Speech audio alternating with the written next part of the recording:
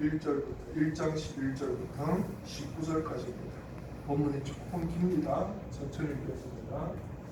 여호와의 말씀이 너에게 임하니라. 이르시되 예레미야야 내가 무엇을 보냐 하시되 내가 대답하되 내가 살롱나무 가지를 보나이다. 여호와께서 내게 이르시되 내가 잘 보았도다. 이는 내가 내 말을 지켜 그대로 이루려함이라 하시니라. 여호와의 말씀이 다시 내게 임하니라. 이르시되 내가 무엇을 보느냐 대답하되 흘리는 강을 보나이다. 그 육면이 북에서부터 굴려지나이다 하니 여호와께서 내게 이르시되 재앙이 북방에서 일어나 이 땅의 모든 주민들에게 부어지리라. 내가 북방 왕국들의 모든 족속들을 부를 것인즉 그들이 와서 예루살렘 성문 거부에 각기 자리를 정하고 그 사방 모든 성벽과 유다 모든 성읍들을 치리라. 여호와의 말이니라.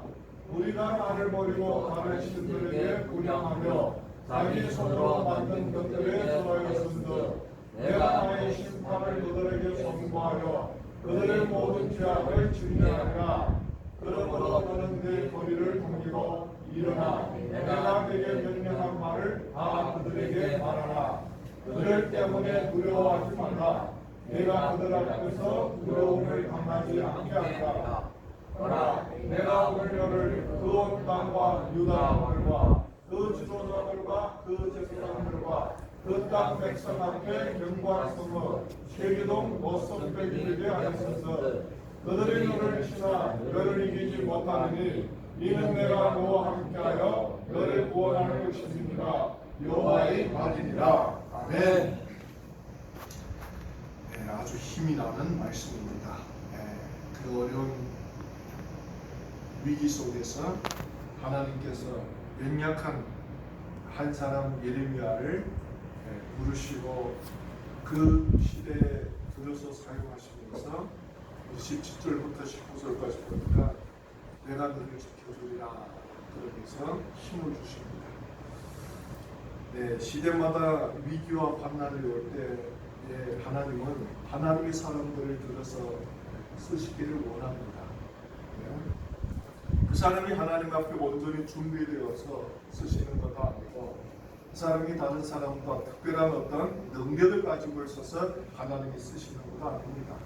부족하고 보잘것없고 연약하지만 하나님의 말씀에 믿음으로 반응을 해서 순종하기를 원하면 하나님이 얼마든지 그 사람을 들어서 그 세대에 하나님의 마음을 전달하고 하나님의 뜻을 전달하는 통로로 쓰신다는 것을 오늘 우리가 이 말씀을 통해서 한번 살펴보는 시간을 가지겠습니다. 그리고 제가 이 말씀을 읽으면서 여러분들 끝일 수 없이 이어지는 코로나에 대해서 여러분들이 이제는 적응을 하시는지 아니면은 점점 곤혹을 느끼고 있는지 잘 알 수는 없습니다. 그래서 코로나 시대 또 코로나 이후 시대 또 코로나가 언제까지 갈 것인가에 대한 자료나 혹은 유튜브 방송이나 책이나 관심이 좀 많아져 가지고 요즘에는 그런 것들을 읽기도 하고 듣기도 하고 많이 관심을 가집니다. 그런데 끝도 없어요. 그래서 학자들이 추측을 하는데 적어도 2024년까지는 갈 거다. 깜짝 놀랐습니다. 이거 뭐 올해 연말까지만 간다고 해도 환장할 일인데 2024년까지 가면은 우리가 어디 살아남을 수 있을까? 네, 그런 어떤 공포라기보다는 염려가 이렇게 오는 것. 근심스럽다.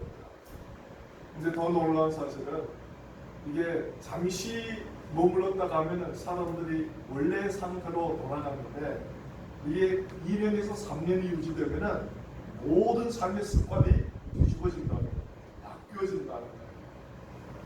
지금까지 살아왔던 전통적인 삶의 방식을 찾아볼 수 없고 새로운 어떤 이게 삶의 방식들이 만들어져서 우리의 삶을 이끌어간다는 겁니다. 참 앞으로의 시대가 어떻게 바뀌어질지 궁금하기도 하지만 그 시대를 따라갈 수 있겠는지가 더 걱정이 됩니다. 근데 이런 시대의 위기 속에서 우리는 어떻게 하면은 이 위기를 뚫고 나갈 수 있겠느냐, 이겨나갈 수 있겠느냐 관심을 많이들 하는데 왜 하나님이 이 위기를 이 시대에 허락했는지에 대해서는 별로 관심이 없습니다. 네. 이 위기가 끝이 나면은 세상이 좋아질 거다라는 생각을 기대하는 사람들은 많을지는 모르겠지만 이 위기가 이 세상의 재난의 시작일지 누가 알겠습니까? 알 수가 없습니다. 어쩌면 오늘날 이 시대가 우리에게 가져다주는 정보는 고난이 시작이지 고난이 끝이 아니라는 것을 우리는 느낍니다. 생태가 깨어진 인간의 탐욕스러운 어떤 욕망 때문에 오늘날 우리를 기다리는 자연재해나 우리를 기다리는 인간에게 임할 이제 환난은 우리가 상상할 수 없을 정도로 다가올 겁니다. 그걸 우리가 어떻게 맞이해 가야 될지 굉장히 고민이 됩니다. 그런데 이런 위기가 왜 21세기에 들어서 이 순간에 우리에게 다가오고 있는지에 대해서는 우리는 하나님 앞에 나가서 부르짖고 간구하고 뜻을 구하지를 못하고 있답니다. 아마도 하나님이 이런 위기 시대에도 예레미야와 같은 사람을 일으킬 겁니다. 이렇게 가지고 왜 하나님이 2020년에 들어서 이 시대에 이런 위기를 이 사회에다가 갖다 줬는지에 대해서 하나님의 분명히 메시지를 선포할 거란 말입니다. 오늘 우리가 이 성경의 말씀을 펼치니까 요시야 왕이 이제 전쟁에 나가서 전사하고 나서 하나님이 예레미야에게 하나님의 말씀이 때가 BC 609년, 608년 그때인데 요야김이 요시야 왕을 이어서 왕위에 올랐던 시대였는데 어마어마한 환난이 이제 이 이스라엘에게 임하게 되는데 이 환난이 왜서 그들에게 임하는지에 대해서 하나님의 사람 예레미야를 통해서 지금 예언을 하고 있는 겁니다. 근데 그 환난이 왜 임하느냐는 16절에 나옵니다. 이렇게 나와요. 무리가 나를 버리고 다른 신들에게 분향하며 자기의 손으로 만든 것에 절하였은즉 내가 나의 심판을 베풀어 그들의 모든 죄악을 징계하리라. 환난이 임합니다. 그런데 이스라엘 백성들은 자기들에게 왕이 없어서, 자기들에게 싸움을 잘하는 장군이 없어서, 자기들에게 어떤 이 세상이 가지고 있는 세상의 어떤 힘이 없어서 주변의 나라로부터 침략을 받는다라고 생각을 하고 있습니다.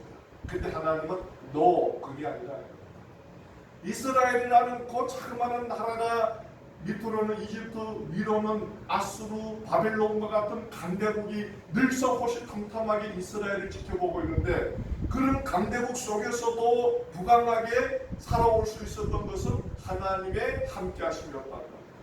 하나님이 그 나라에 은혜를 주셨고 하나님이 그 나라 백성들과 함께하셔서 그 나라가 오늘까지 왔는데 그런데 이스라엘 백성들이 하나님을 온전히 섬긴 게 아니라 우상을 섬기고 우상에게 가서 절을 하고 우상에게 가서 분향을 했다는 겁니다. 하나님은 이스라엘 나라가 얼마나 강대하냐, 이스라엘 나라가 얼마나 전쟁을 잘하고 얼마나 국방력이 대단하냐 이걸 얘기를 하지 않습니다. 하나님이 너와 함께하지 않으면 너도 별 볼일이 없는 민족이고 볼일이 없는 나라라는 겁니다. 하나님이 이 나라와 함께하지 않으면 이 나라는 별 볼일이 없습니다. 하나님이 우리 가서 우리 개인과 함께하지 않으면 우리는 별 볼일이 없는 인생들입니다.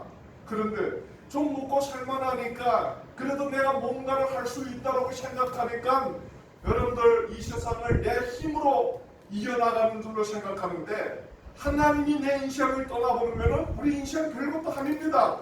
하루아침에 풍지박산이 나고 하루아침에 가정이 깨어져 버리고 하루아침에 자녀들이 그냥 쫄딱 망합니다. 그걸 오늘 성경이 우리에게 가르쳐 주는 겁니다. 그래서 예레미야라는 이런 보잘것없는 인생을 하나님께서 감동을 주셔가지고 그 인생을 들어서 이제 이스라엘이 곧 임할 환난을 예언을 합니다. 여러분들 코로나가 시작되면서 하나님 앞에 무릎 꿇고 기도하니까 하나님이 어떤 말씀을 줍니까? 있어요? 어떻게 기도하시니까 말씀이 오세요? 이 코로나를 어떻게 이겨나가라고 그럽니까? 어떻게 코로나 이 위기 속에 어떻게 여러분들 살아라고 하나님이 말씀이 오고 있습니까? 제가 이제 코로나가 시작되면서 신도의 기도원에 올라가서 기도를 했잖아요. 정말 간절히 기도를 했어요. 하나님, 정말 이 코로나 때문에 신앙인들이 하나님을 멀리하지 않게 하옵소서. 예배를 떠나가게 하지 말아 주옵소서. 기도를 하는데 하나님이 마음속에 주는 마음은 두 가지였어요. 첫째, 내 때를 기다리라. 그게 늘상 이 마음이었고요. 두 번째는 지극히 작은 자에게 한 것이 곧 나에게 하는 것이라. 마태복음 25장의 말씀이었습니다. 그 두 말씀을 쌍봤습니다. 도대체 뭔지를 몰랐어요. 내 때를 기다리는 정말 2023년에는 주님의 때를 기다리다가 내가 먼저 넘어지지 않겠는지 모르겠습니다. 지극히 작은 자에게 하는 것이 나에게 하는 것이라 해가지고 우리가 지금 이제 대림동 모임 사회의 시상에서 지금 빵도 나누고 하잖아요. 이제 아마 7월달 지나서 6월달 지나서 7월달 들어서 본격적으로 무료급식을 시작을 하려고 합니다. 사람이 많고 적고 중요한 건 아니고 우리가 얼마든지 관계없이 가서 좋은 일을 하기 위해서 하는 것도 아니고 주님이 원하시니까 그냥 하는 거예요. 하나님이 그걸 통해서 우리에게 어떤 것을 보여주고 깨닫게 하려고 하는지 저도 잘 모릅니다. 그냥 주님이 어느 순간인가 감동을 주시고 많은 계시를 보여주시고 많은 하나님의 일하심을 보여주시고 이런 일을 하기를 원하니까 참여해가지고 동참하는 것뿐이죠. 그래서 정말 이 코로나의 위기 속에서 하나님이 여러분들에게 주는 말씀이 무엇인지, 이 시대를 우리가 어떻게 대비를 해야 되는지, 하나님이 이런 코로나 위기가 왜 이 땅에 임했는지 여러분들이 깨닫지 못하면 저 하나님을 믿지 않은 불신자와 똑같이 이 코로나 이 위기 속에 피해자가 되고 마는 겁니다. 정신을 좀 차리고 한번 기도해보세요. 하나님, 정말 왜 이 시대에 원래 살기 오는 우리 인생에 이런 코로나 위기를 가져다 줍니까? 오늘 이 시대의 교회가, 오늘 우리 가정이, 내 신앙이 주님 앞에 정말 온전히 행하지 못한 게 무엇입니까? 좀 깨우쳐 주시옵소서. 하나님, 정말 내가 이 코로나 이 위기 속에서 하나님 앞에 철저히 회개하고 주님 앞에 하나님의 마음에 합한 자가 되게 하여 주옵소서. 아무리 큰 환난이 임할지라도 이 위기를 벗어나게 하여 주옵소서. 기도를 해야 되겠죠. 그런데 오늘 이 성경에 보니까 예레미야를 통해서 하나님께서 계시를 보여주는데 환상으로 계시를 보여주는 겁니다. 오늘날에도 환상을 보는 사람들이 많습니다. 가끔 가다가 뭐 환상 봤다는 사람이 있는데 잘 모르겠어요. 정말인지 아닌지 잘 모르겠고 다 예수를 봤다 그러니까 저는 못 봤습니다. 예수님이 뭐 자는데 뭐 할아버지 신선 할아버지처럼 찾아왔다든지 뭐 어떻게 왔다든지 하는데 물론 뭐 다 정말인지 아닌지는 본인이 알고 있겠죠. 그런데 구약 시대는 하나님이 환상으로 선택받은 백성에게 다가오는 것이 흔한 방법이었습니다. 많이 나옵니다. 많이 나옵니다. 특별한 어떤 사람에게 특별한 방식으로 다가오는 것 아니고 하나님이 자기를 이 세상에 드러내는 계시의 수단이었다는 겁니다. 그래서 만물을 통해 가지고 자기를 드러내시고 하나님의 뜻을 그들에게 밝혀주는 겁니다. 그러면 두 가지 환상을 봅니다. 우리 한번 나눠보겠습니다. 첫 번째로 11절입니다. 여호와의 말씀이 또 내게 임하니라 이르시되 예레미야야 네가 무엇을 보느냐 대답하되 내가 살구나무 가지를 보나이다. 여호와께서 내게 이르시되 네가 잘 보았도다. 이는 내가 내 말을 지켜 그대로 이루려 함이라. 뭘 봤다? 살구나무 가지를 봤다는 거예요. 이게 첫 번째 환상입니다. 근데 환상을 봤는데 살구나무가 있는데 살구나무 가지를 하나님께서 보게 만드는 겁니다. 근데 살구나무 가지를 봐가지고 뭘 알겠습니까? 그럼 살구나무 가지를 보니까 그게 뭐 무슨 의미가 담겨져 있는지, 그게 무슨 뜻이 있는지 알 수가 없잖아요. 여러분들, 오늘 하나님은 가장 직접적으로 우리에게 자기 계시를 드러내는 방식이 뭡니까? 말씀이죠. 근데 우리가 여러분들 하나님의 말씀을 깨달으려고 성경 창세기부터 펴가지고 읽다 보면은 창세기 3장 지나가기 전에 포기하잖아요. 왜서 그럽니까? 모르니까. 글자를 모르는 게 아니라, 글자는 뭐 다 잘 알고 있는데 무슨 뜻인지를 몰라. 그래서 아이고 참 구약은 나한테 맞지 않는가 보다 해가지고 또 신약 펼쳐서 마태복음 펼치잖아요. 마태복음 1장 17절 읽기 전에 포기합니다. 낳고밖에 없으니까 성경은 애 낳는 책인가 보다 하고 덮어버린다 그러잖아요. 그러니까 성경을 읽어봤는데 모르겠는 거예요. 삼국지나 수호설이나 아니면은 소설책 같은 거 읽으면 너무 재미나는데 성경을 펼쳐봐도 뭐가 뭔지 몰라. 아무리 읽어봐. 열심히 한 번 읽고 두 번 읽고, 어떤 분들은 타사, 제가 아는 분은 타서로 이제 15번 타사했다 그러는데, 그래서 그냥 문자만 타사하는 거지 뭐가 뭔지 모르겠다 그러거든요. 잘 모르겠다. 중요한 건 뭡니까? 하나님이 우리 마음속에 우리가 보고 우리가 배운 것을 깨닫게 하지 못하면 하나님의 계시를 깨달을 자가 없는 겁니다. 하나님의 말씀은 우리 지식으로, 우리 경험으로 깨닫는 게 아니라 하나님의 성령이 우리에게 하나님의 말씀을 깨달을 수 있는 지혜를 줘야 되는 겁니다. 마찬가지로 예레미야에게 살구나무 가지를 보여줬습니다. 그런데 그 살구나무 가지가 가지고 있는 하나님의 뜻이 뭐냐, 이걸 발견하는 것이 여러분들 선지자들 해야 될 일이 아니겠습니까? 그 하나님의 영으로 예레미야에게 감동을 주셔서 저 살구나무 가지를 보면서 하나님의 섭리를 깨닫고 하나님의 그에게 전달해 주고자 하는 메시지를 깨닫는 게, 그게 참된 선지자라는 겁니다. 그렇지 않아요? 주의 종이 주일날 강단에서 설교를 하는데 나름대로 성경 말씀을 읽고 나름대로 자기 뜻대로 와서 떠들어대고 가면은 이거 아무 의미가 없지 않습니까? 성경이 오늘 이 시대에 우리에게 전달해주고자 하는 하나님의 메시지를 성령의 감동을 통해서 올바로 선포를 해야 그게 여러분 진리 믿고 깨달음 믿고 은혜가 있는데, 아니라면은 여러분들 스스로 그냥 성경을 읽고 나름대로 해석을 하고 나름대로 깨닫는 것과 무슨 차이가 있겠습니까? 차이가 없다는 거예요. 그러면 하나님이 왜서 살구나무 가지를 보여줬느냐?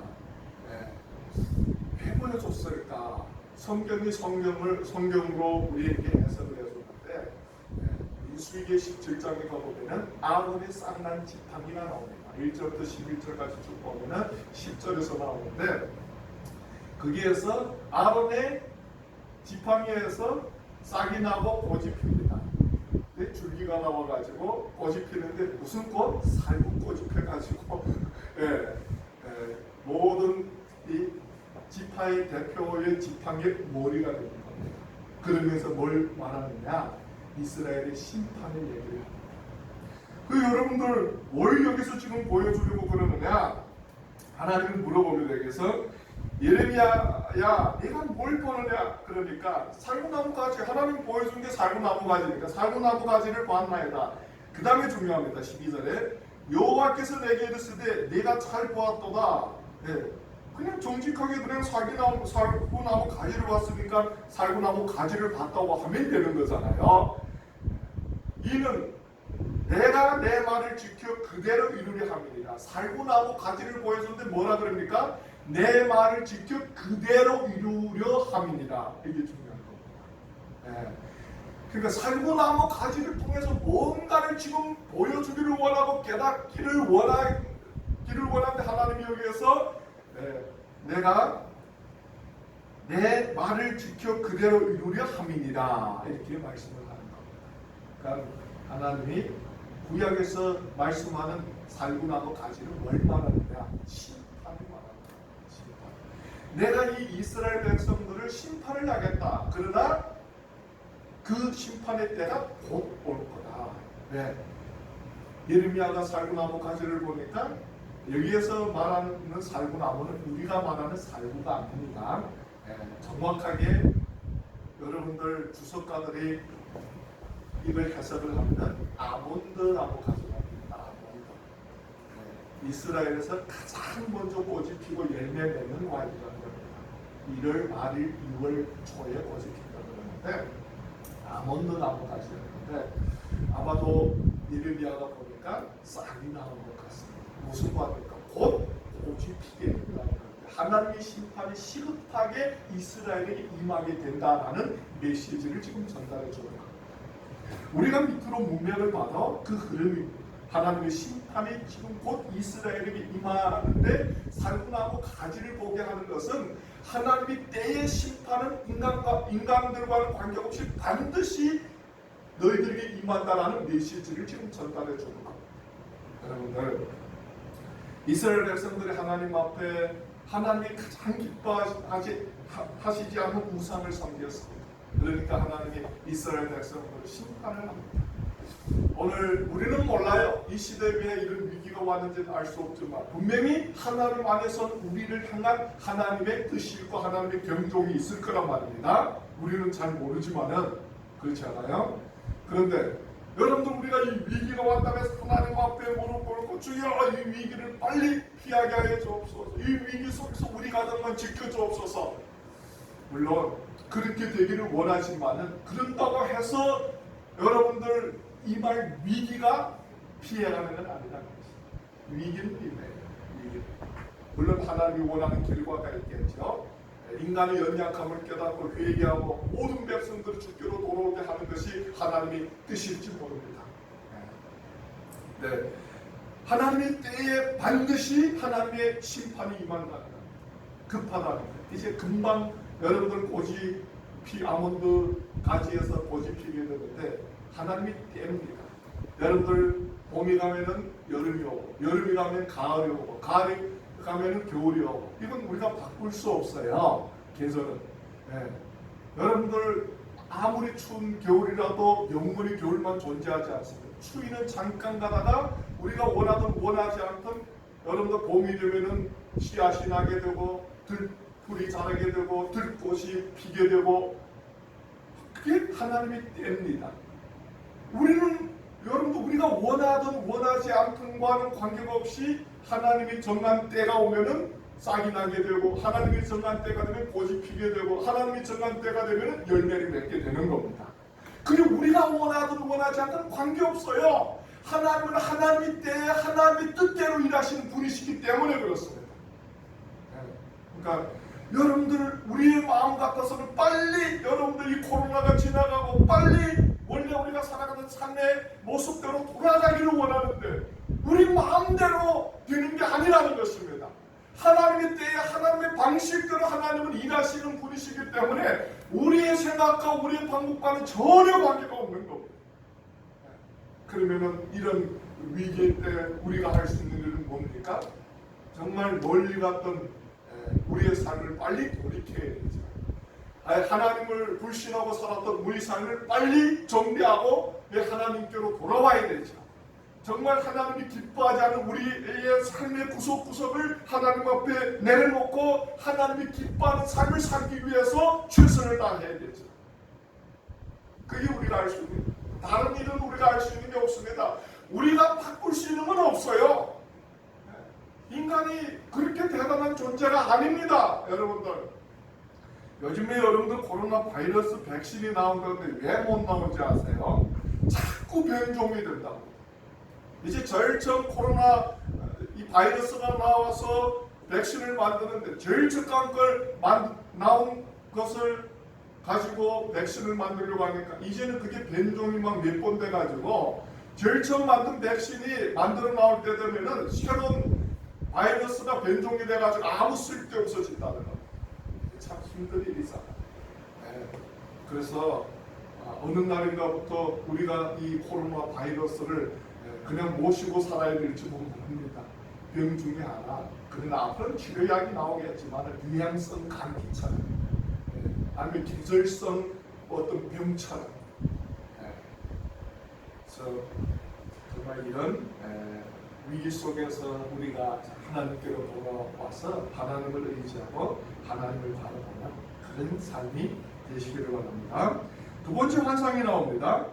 여호와의 말씀이 다시 내게 임하니라. 이르시되 네가 무엇을 보느냐 대답하되 끓는 가마를 보나이다. 그 매일 북에서부터 기울어졌나이다. 여호와께서 내게 이르시되 재앙이 북방에서 일어나고 이 땅의 모든 거민이 임하니라. 나 여호와가 말하노라. 내가 북방 모든 나라의 족속을 부를 것인즉 그들이 와서 예루살렘 성문 어귀에 각기 자리를 정하고 그 산의 성벽과 유다 모든 성읍을 치리라. 북방에서 온다는 거예요. 끓는 가마가 기울어집니다. 어디서? 북에서부터 남쪽으로 기울어진다는 거예요. 남쪽은 어디입니까? 유다란 말이에요. 북쪽은 어디입니까? 바벨론입니다. 아수르는 그 당시에는 벌써 국세가 다 기울여져 가지고 유다를 침략할 만한 힘을 잃어버렸습니다. 새로운 바벨론 세력이 이 국제 문화에 등장을 해가지고 세계를 패권을 잡고서 흔들을 때문에 이 바벨론이 강대국으로 부상을 하면서 이 바벨론이 여러분들 끓는 가마가 북에서 기울여서 지금 남쪽으로 기울여집니다. 뭡니까? 심판이 어떤 한 개인에게나 한 민족이만 아니라 한 나라적인 운명 속에 하나님의 심판이 말입니다. 기울어졌다는 거예요. 이 끓는 가마를 다시 북쪽으로 기울일 수가 없습니다. 이미 끓는 가마가 유다 쪽으로 기울여져가지고 곧 유다가 어마어마한 심판을 받게 될 거라는 겁니다. 그런데 왜 이런 심판이 임하느냐라는 것을 16절에서 아까 얘기를 했죠. 그들이 우상 숭배를 했다는 겁니다. 하나님이 가장 싫어하시는 것이 우상 숭배죠. 나 외에는 다른 신을 섬기지 말라. 그러면 이렇게 생각해 봅시다. 오늘 이 시대를 살아가는 우리에게 있어서 하나님이 가장 싫어하는 게 뭘까? 우리가 지금 예수를 믿는다고 교회를 다니면서도 우리가 현실 속에서 하나님이 기뻐하지 않는 일들을 하고 있는데 가장 하나님이 기뻐하지 않는 일들이 뭘까? 그걸 한번 여러분들이 생각해 보세요. 여러분들의 삶 속에서 하나님이 가장 기뻐하지 않는 일들이 뭘까? 우리 가정에서 하나님이 가장 기뻐하지 않는 일이 뭘까? 우리 교회에서 하나님이 가장 기뻐하지 않는 일이 뭘까? 더 나아가서 우리 민족 속에서 하나님이 가장 기뻐하지 않는 일이 뭘까? 우리 나라에서 하나님이 가장 기뻐하지 않는 일이 뭘까?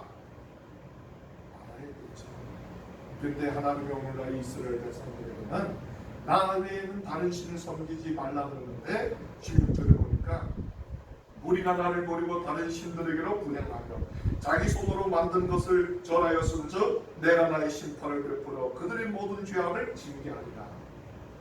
마음이 하나님으로부터 떠나는데 왜? 우상을 섬깁니다. 여러분들 마음은 어떻게 하나님께 붙어 있습니까? 그냥 예배만 드리고 그냥 입으로만 주여 하고 그래도 돈이 있어야 되지, 그래도 힘이 있어야 되지, 그래도 빽이 있어야 되지, 능력이 있어야 되지, 지식이 있어야 되지. 필요합니다. 절대적인 건 아닙니다. 지식도 필요하고 우리에게 돈도 필요하고 모든 게 필요합니다. 예지 생활 속에서. 그러나 그게 우리의 삶의 절대적인 건 아닙니다. 필요한 것뿐이지. 우리는 그 필요한 것을 자꾸 절대적인 것처럼 착각하는 겁니다. 하나님만이 우리에게 절대적인 겁니다. 그런데 우리는 왜 필요한 것을 위해서 절대적인 것을 포기를 하느냐 말이에요. 필요한 것을 위해서 왜 절대적인 분을 외면을 하느냐 말이에요. 필요한 것을 위해서 왜 절대적인 분을 우리는 온전히 섬기지 못하는가 말이에요. 그게 하나님이 가장 안타까워 하는 일입니다. 하나님은 정말 온전히 하나님 한 분만을 우리가 섬기고 하나님 한 분 내 뜻대로 우리가 살아가기를 원할 때 주님이 우리와 약속을 한 거예요. 너희는 먼저 그의 나라와 그의 일을 구하라. 그러면 너희 구하는 이 모든 것을 너희에게 더해 주리라. 그게 약속입니다. 내가 내 가족 지키고 내 인생 지키는 게 아닙니다. 하나님이 지켜줘야 됩니다. 근데 우리가 자꾸 우리 자신을 지키려고 하다 보니까 점점 엉망이 됩니다. 내가 똑똑한 것 같아가지고 다른 사람을 조금 사기쳐 먹으려고 했는데 오히려 우리는 더 똑똑한 사람 만나서 사기를 당하잖아요. 이게 정말 필요 없는 방법인데 우리는 자꾸 그런 데다가 마음을 열고 눈을 열어서 온갖 어려움을 당하는 것 같습니다. 그래서 하나님은 이스라엘 백성들에게 우상을 섬기지 말고 하나님께로 돌아오는 것. 여러분들, 우리 인생에는 늦지 않습니다. 오늘이 있다는 것이 우리에게는 축복이고 내일을 하나님이 우리에게 선물로 허락하신다는 게 축복입니다. 그런데 오늘도 내일도 하나님 안에서는 축복이고 선물이지만은 하나님을 떠나면 이 하루도 우리에게는 살기 힘들고 고난이 이어지는 삶이 될 겁니다. 그래서 사람들이 뭐라 그래요? 야, 사는 게 너무 힘들다. 정말 죽지 못해 산다. 뭐 이런 소리를 많이 하잖아요. 왜? 하나님이 떠나면 이 세상은 정말 우리에게는 벅찹니다. 힘듭니다. 하나님을 의지하세요. 이 하루 속에서도 하나님을 가까이 하고 하나님을 의지하고 하나님의 인도하심을 구하세요. 그러면은 우리 자녀를 향한 하나님의 뜻이 보여지기 시작하고 내 인생을 향한 하나님의 뜻이 발견되기 시작합니다. 밑으로 보겠습니다. 하나님은 예레미야에게 이런 메시지를 이스라엘 향해서 선포하는 겁니다. 이게 그냥 돌에 얻어맞아 죽을 짓이지 그냥 정신이 있는 사람 같으면 이런 말씀을 어떻게 선포하겠습니까?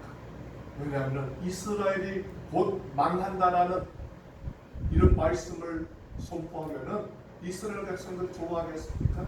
요시아 시대 종교개혁을 일으켜서 산당을 제하고 우상을 찍어서 불에 태우고 했던 게 이스라엘 백성들인데 오늘날 예레미야가 나서가지고 너희들이 겉으로는 우상을 찍어서 불에 태우고 산당을 제하는 것 같지만 여전히 마음속으로는 우상을 쫓아가고 있다는 것.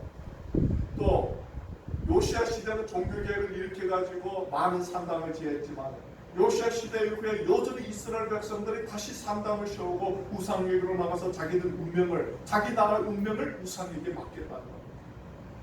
그게 이스라엘입니다. 그래서 17절입니다.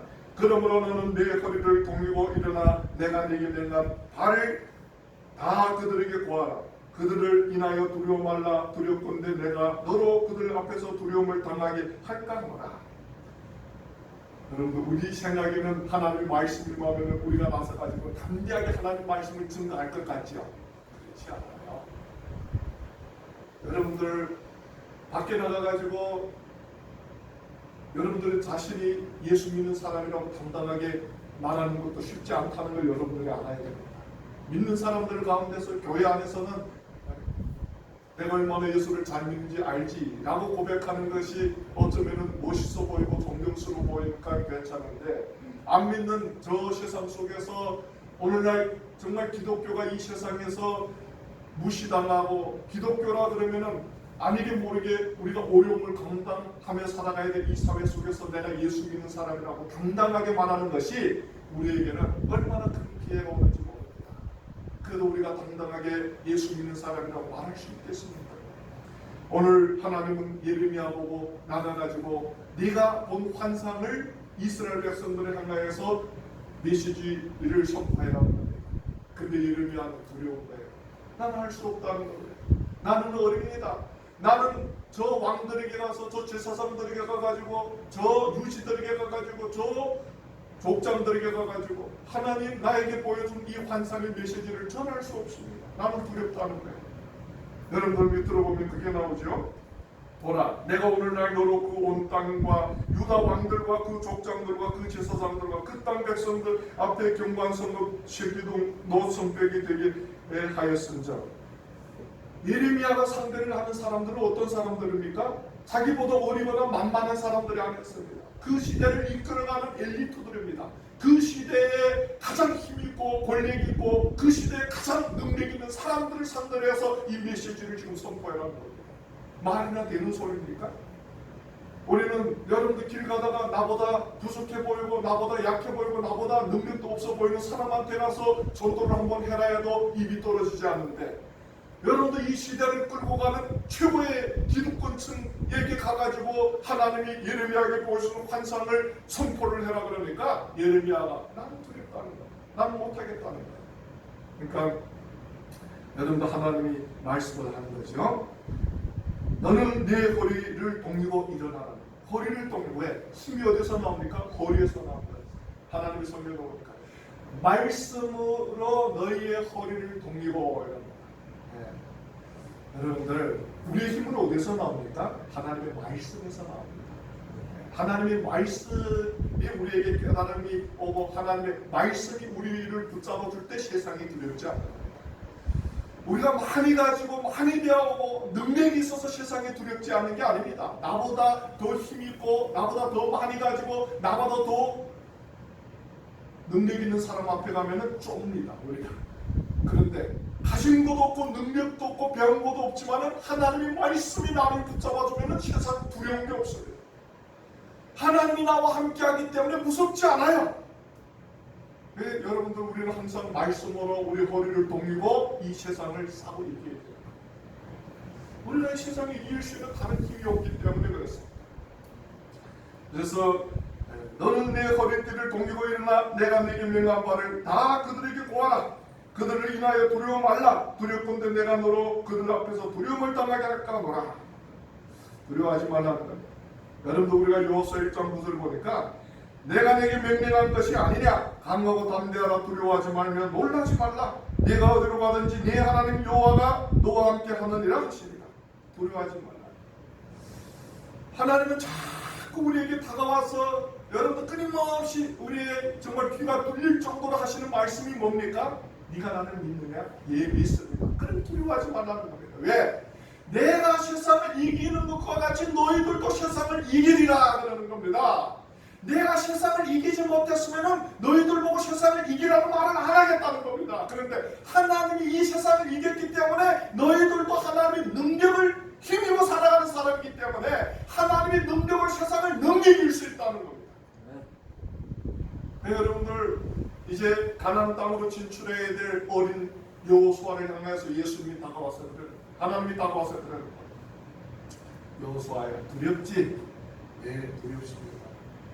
내가 이 어린 나이에 이 이스라엘에 60만에 되는 장정을 이루고 저 가나안 땅으로 들어간다는 게 이게 사람으로서는 어디 상상할 수 있겠습니까?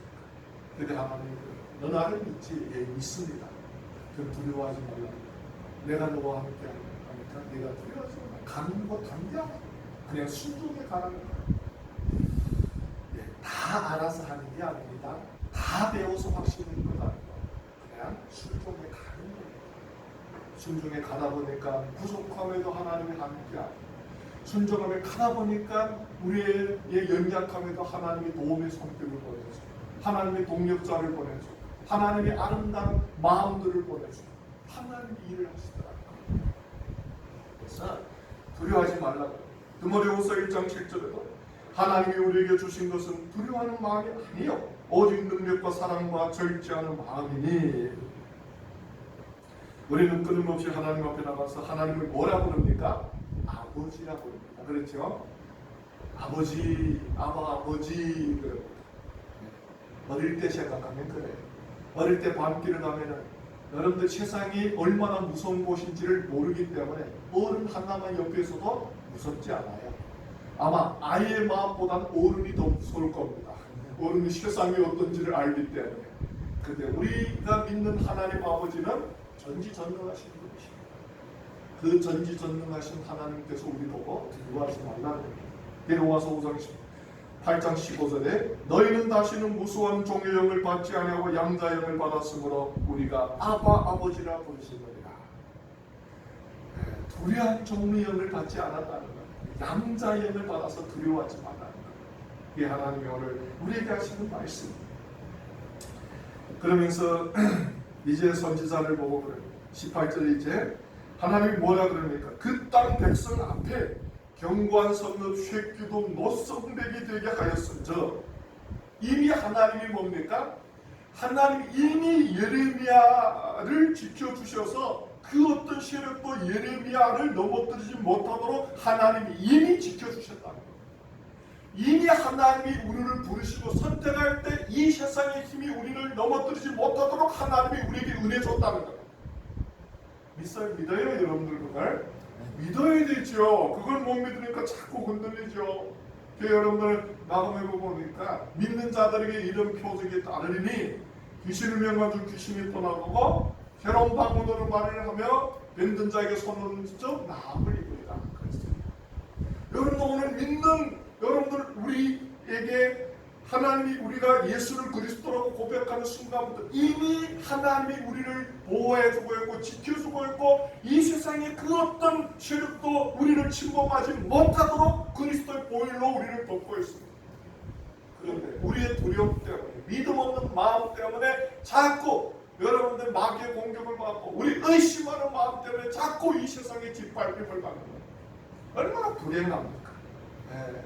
하나님이 우리에게 주시지 않는 게 아닙니다. 다 주셨는데 우리는 여러분들 믿음이 없는 것 때문에 불신하는 것 때문에 자꾸 넘어지게 돼요. 그래서 시편 기자 다윗이 그러죠. 시편 23편의 4절에 그러죠.